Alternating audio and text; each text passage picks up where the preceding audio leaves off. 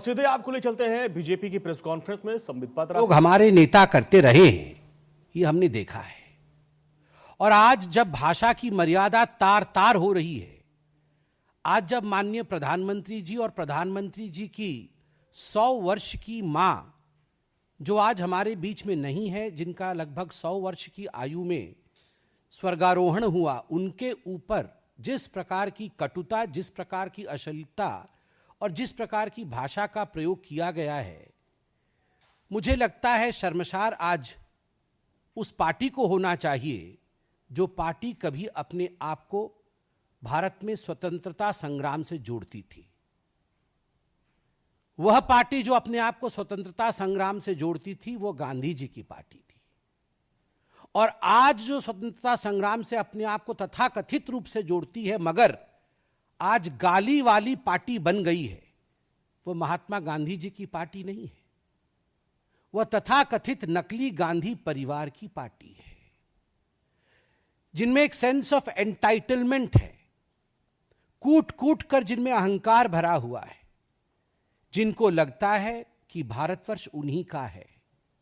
और अगर भारतवर्ष में राजनीतिक गद्दी उनको नहीं मिलती है, वो दूसरों को कह रहे ना, गद्दी छोड़, हम आके बैठेंगे।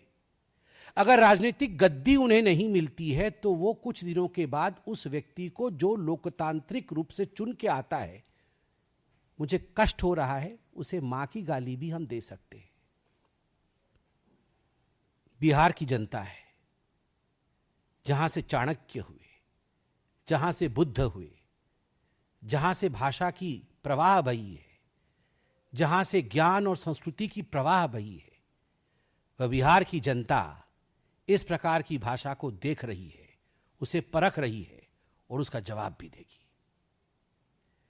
और इसका जनक कोई है तो वो राहुल गांधी है।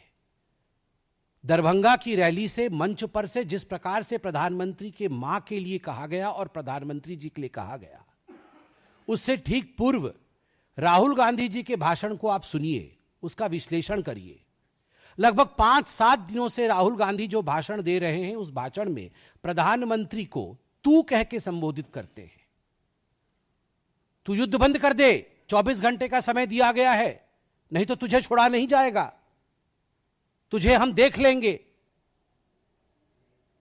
राहुल गांधी माननीय प्रधानमंत्री 140 करोड़ जनता के प्रधानमंत्री है।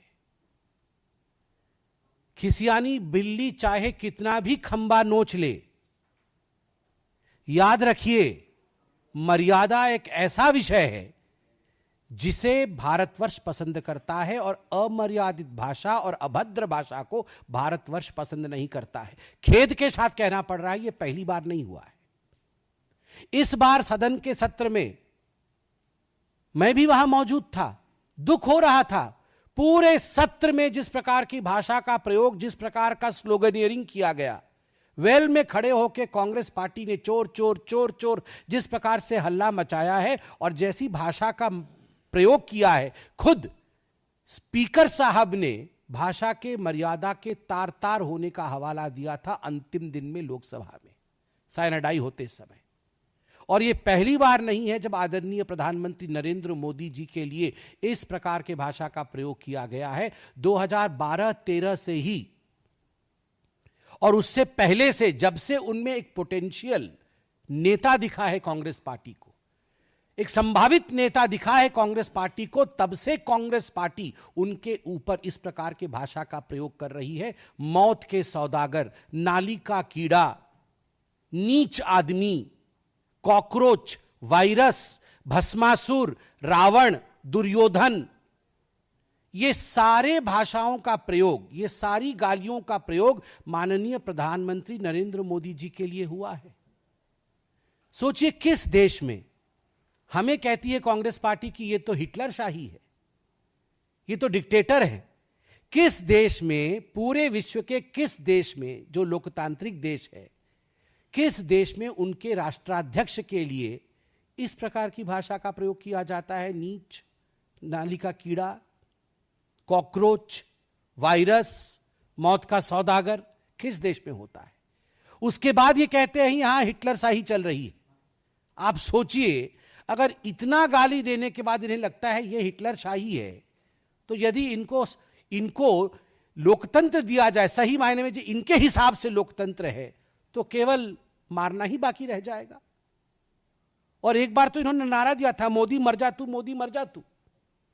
यह भी नारा दिया था एयरपोर्ट में बैठ के, मुझे याद है कुछ नेताओं ने इनके। मुझे तो आज बिल्कुल कोई परहेज नहीं है कहने में कि राहुल गांधी, मणिशंकर अय्यर और संजय राउत में कोई फर्क नहीं है। ये इंडिया अलायंस के गठबंधन के कुछ नेताओं के बीच में कंपटीशन चल रहा है। राहुल गांधी संजय राउत बन सकते हैं या नहीं?